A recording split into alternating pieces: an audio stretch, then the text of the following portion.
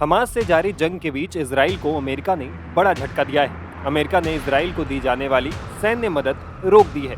बताया जा रहा है कि अमेरिका के राष्ट्रपति जो बाइडेन ने इजराइल को घातक हथियारों और हजारों बड़े बमों की सप्लाई को रोक दिया है। अमेरिकी अधिकारियों ने बताया है कि यह फैसला इजराइल के रफाह शहर में ऑपरेशन शुरू करने के बाद लिया गया है। एक अनुमान के मुताबिक गाजा के रफाह शहर में 10 लाख से ज्यादा फिलिस्तीनी रिफ्यूजी रहते हैं।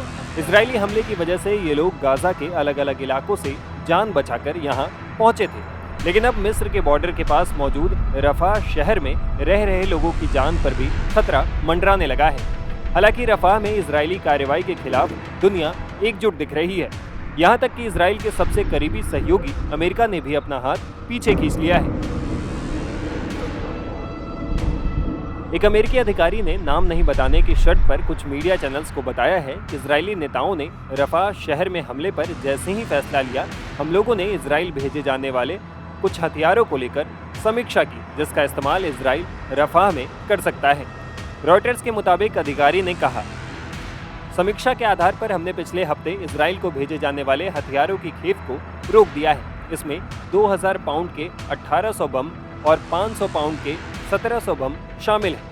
हमारा फोकस खास तौर पर 2000 पाउंड के बमों के इस्तेमाल और घनी शहरी बसावट में उसके प्रभाव पर है।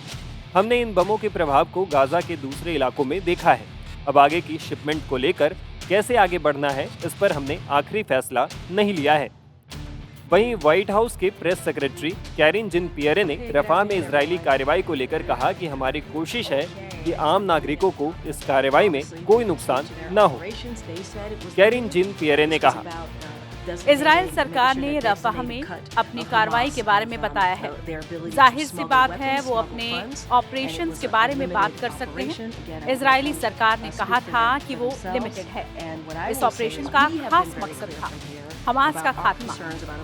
उनकी तरफ से की जाने वाली हथियारों और पैसों की स्मगलिंग को रोकना इस ऑपरेशन का एक सीमित लक्ष्य था। ऐसे में हम इजराइल को उनकी बात रखने का मौका देंगे और मैं ये कहूंगी कि बड़े ऑपरेशन की चिंताओं को लेकर हम यहाँ से बिल्कुल स्पष्ट हैं। हम आम नागरिकों की सुरक्षा को लेकर पूरी तरह से स्पष्ट हैं।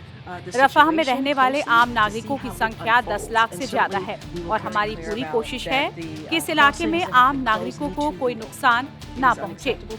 हम वहां की स्थिति पर करीबी नजर बनाए हुए हैं और स्पष्ट है कि हम इस मुद्दे को उठाते रहेंगे।